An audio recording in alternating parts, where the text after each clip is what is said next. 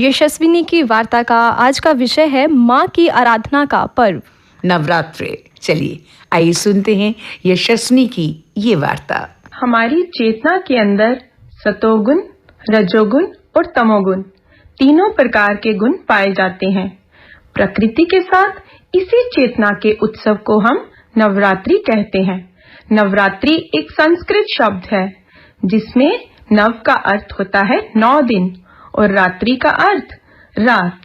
इन 9 रातों और 10 दिन के दौरान देवी के 9 रूपों की पूजा की जाती है। नवरात्रि एक धार्मिक पर्व है और इस पर्व को पूरे भारत में बड़ी धूमधाम से 9 से 10 दिन तक मनाया जाता है। नवरात्रि त्योहार के आखिरी दिन विजयदशमी, जिसे हम दशहरा भी कहते हैं, ये उत्सव मनाया जाता है। रामायण के अनुसार इस दिन भगवान श्री राम ने रावण का वध किया था। रोजमर्रा की जिंदगी में जो मन फंसा रहता है, उससे मन को हटा करके जीवन के जो उद्देश्य व आदर्श हैं, उसको निखारने के लिए ये पर्व मनाया जाता है।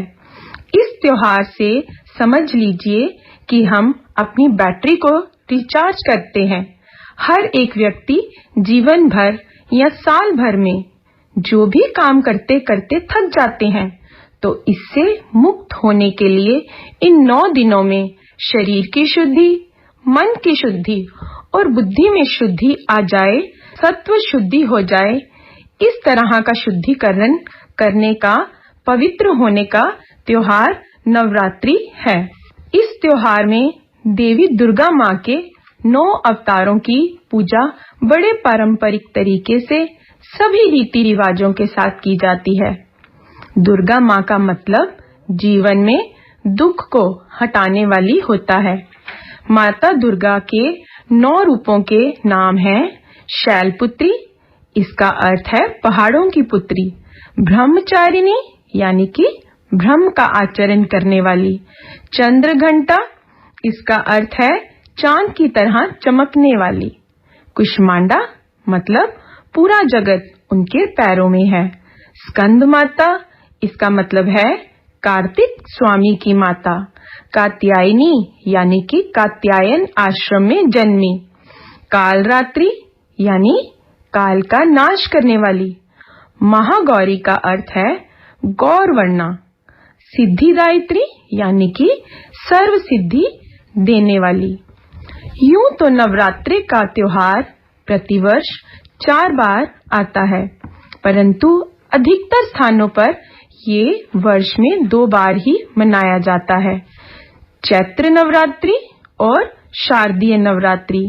इसके अतिरिक्त जून और जुलाई में गायत्री नवरात्रि और जनवरी और फरवरी में माघ नवरात्रि मनाने की परंपरा भी कुछ प्रदेशों में है। हमारा देश विभिन्नताओं का देश है। यहाँ पर हर राज्य के अपने अपने रीति रिवाज हैं। उसी के अनुसार ये पर्व कहीं वर्ष में 4 बार और कहीं 2 बार मनाया जाता है। और अगर हम जम्मू कश्मीर के जम्मू प्रदेश की बात करें, तो नवरात्रि का ये पर्व वर्ष में 2 बार मनाया जाता है, जब लोग 9 दिन उपवास रखकर माता के 9 रूपों की पूजा करते हैं। इन दिनों कुछ लोग व्यक्तिगत रूप से व्रत, उपवास, जप, अनुष्ठान, पूजा अर्चना आदि भी करते हैं, लेकिन प्रचलन उन्हें सामूहिक रूप में मनाने का ही है। इस पावन पर्व पर लोग फलाहार, उपवास भी रखते हैं।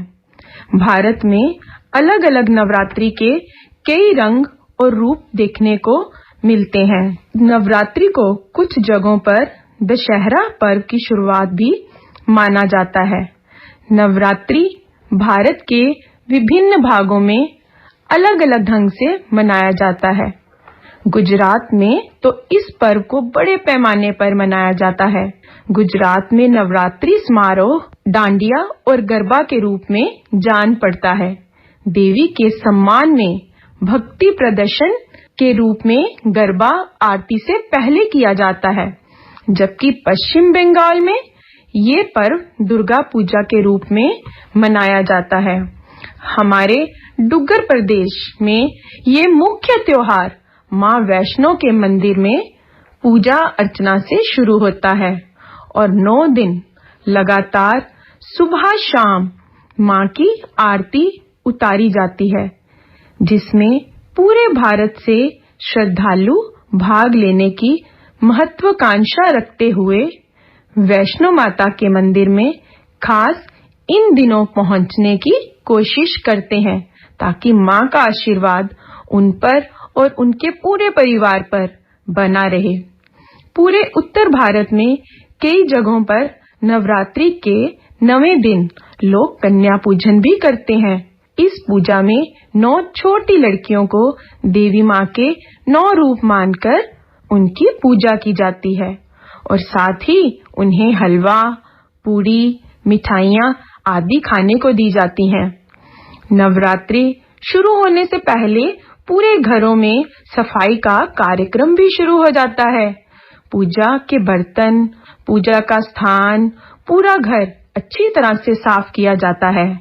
मान्यता है कि इन दिनों घर में मां का आगमन भी होता है और घरों में जितनी सफाई ज्यादा होगी, माता उतनी ही प्रसन्न होगी और ज्यादा सुख समृद्धि भी घरों में आती है।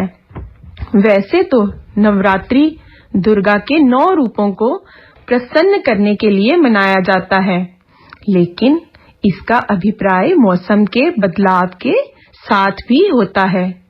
ये प्रकृति में कई बदलाव के साथ सर्दियों के मौसम की शुरुआत की निशानी भी है। स्वास्थ्य की दृष्टि से ये सर्दियों के आने से पहले हम सबके शरीर को शुद्ध और डिटॉक्सिफाई करने का तरीका भी माना जाता है। आश्विन के महीने के बढ़ता चांद चरण शरद ऋतु से सर्दियों के लिए परिवर्तनशील चरण है और इस दौरान किए गए उपवास सबसे अधिक लाभकारी होते हैं और पूरे वर्ष हम सबको स्वस्थ रख सकते हैं। लेकिन ये बहुत महत्वपूर्ण है कि आप अपने व्रत में अपनी कैलोरीज पर पूरा ध्यान रखें। हमारे भारतीय समाज में नारी को देवी शक्ति माना गया है। हमारे ग्रंथों में भी नारी को पूजनीय बताया गया है और ईश्वर ने भी नारी को इस धरती पर एक जननी के रूप में ही भेजा है। नारी शक्ति एक ऐसी शक्ति है जो कभी एक मां के रूप में, कभी एक बहन के रूप में, कभी एक पत्नी और कभी एक बेटी के रूप में पूरे संसार को, पूरे समाज को एकता के सूत्र में बांधती है। लेकिन जिस तरह सिक्के के 2 पहलू होते हैं, ठीक उसी तरह से नारी जहां पूरे भारत में एक मां, बहन और बेटी के रूप में पूजनीय है, वहीं दूसरी ओर इस देश में, इसी समाज में ही नारी को शोषित किया जाता है। कहीं भ्रूण हत्या के रूप में, कहीं दहेज जैसी कुप्रथा के रूप में हीनता का शिकार भारतीय नारी हो जाती है। अंत में मैं यही कहना चाहूंगी कि जिस तरह जिंदगी में सुख और दुख का आना जाना लगा रहता है, ठीक उसी तरह हमारे देश में नारी की स्थिति है, यानी कि कहीं उसे पूजा जाता है और कहीं निंदित किया जाता है। ये तो व्यक्तिगत सोच पर निर्भर करता है कि हम इसे किस तरह से लेते हैं। हमारा दृष्टिकोण तो सकारात्मक होना चाहिए। लड़कियों को यदि पढ़ने, लिखने और आगे बढ़ने के समान अवसर मिलेंगे तो हमारा समाज एक बेहतर समाज बनेगा और तरक्की के शिखर पर आगे ही आगे बढ़ेगा। हमारे देश और समाज की हर महिला को सशक्त बनाना होगा ताकि वह अपने अधिकारों को प्राप्त कर सके और पूरे विश्व में अपना और अपने देश का नाम रोशन कर सके।